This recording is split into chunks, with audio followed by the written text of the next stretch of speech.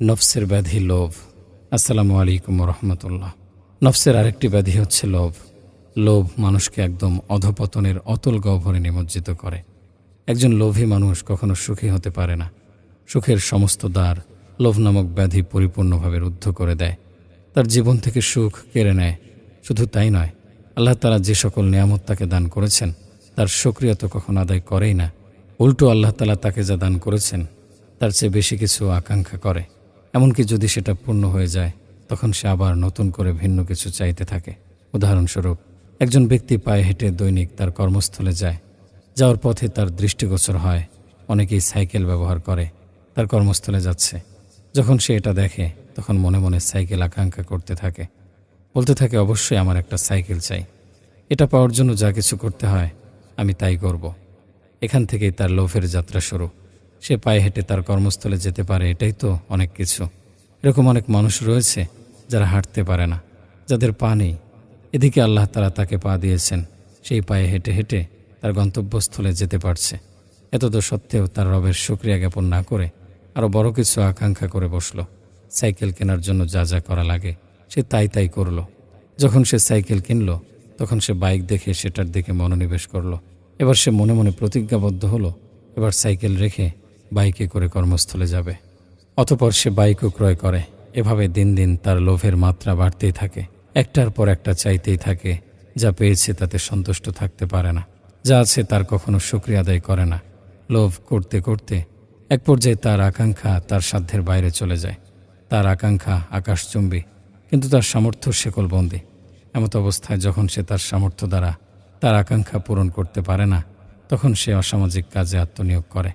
অর্থের জন্য হারাম পথ বেছে নেয়, যা তার দুনিয়া আখিরাত উভয়টাই ধ্বংস করে।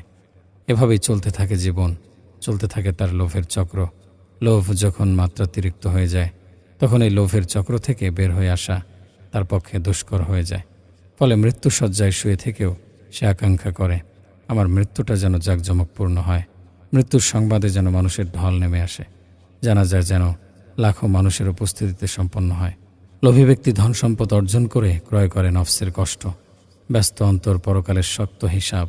আর একজন শুকরগুজারের দরিদ্র ব্যক্তি ক্রয় করে নফসের শান্তি, মুক্ত স্বাধীন অন্তর, পরকালের সহজ হিসাব। অসংখ্য রিওয়ায়েত লোভের নিন্দায় বর্ণিত হয়েছে, যার কয়েকটি এখানে উল্লেখ করা হলো। আনাস ইবনে মালিক রাদিয়াল্লাহু আনহু থেকে বর্ণিত, রাসূলুল্লাহ সাল্লাল্লাহু আলাইহি সাল্লাম বলেন, যদি বনি আদমের স্বর্ণ ভরা একটা উপত্যকা থাকে তথাপি সে তার জন্য দুটি উপত্যকা হওয়ার কামনা করবে। তার মুখ মাটি ব্যতীত অন্য কিছুতেই ভরবে না। তবে যে ব্যক্তি তওবা করবে আল্লাহ তার তওবা কবুল করবেন। ইমাম সাদিক রাহিমাহুল্লাহ বলেছেন, লোভী দুটি উৎকৃষ্ট গুণ হতে বঞ্চিত, ফলশ্রুতিতে সে দুটি দোষের অধিকারী। সে পরিতৃপ্ত হওয়া থেকে বঞ্চিত, ফলে প্রশান্তিকে হাতছাড়া করেছে, আর সন্তুষ্টি হতে বঞ্চিত, ফলে বিশ্বাসকে খুইয়েছে। ইমাম আলী রহিমাহুল্লাহ বলেছেন, সেই ব্যক্তি সর্বাপেক্ষা ধনী যে লোভের বন্দী নয়।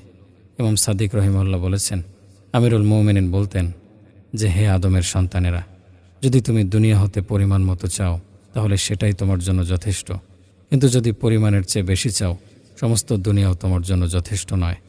প্রয়োজনের বেশি ধারণ ক্ষমতার বাইরে মানুষ খেতে পারে না, পড়তে পারে না, করতে পারে না। এসব জানা সত্ত্বেও মানুষ অতিরিক্ত পাওয়ার নেশায় কত রকম ধান্দার পেছনে যে জীবন নষ্ট করে দেয় তা আমাদের চারপাশের মানুষজনকে দেখলেই বোঝা যায়।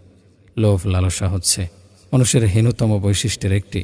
ভাই বোনের মধ্যে ধন সম্পদ নিয়ে ঝগড়া বিবাদ, সম্পর্ক নষ্ট, আত্মীয় স্বজনের সাথে সম্পর্ক বিচ্ছেদ এবং পাড়া প্রতিবেশীর সঙ্গে মামলা মোকদ্দমা ইত্যাদি, এসব কিছু লোভেরই ফসল।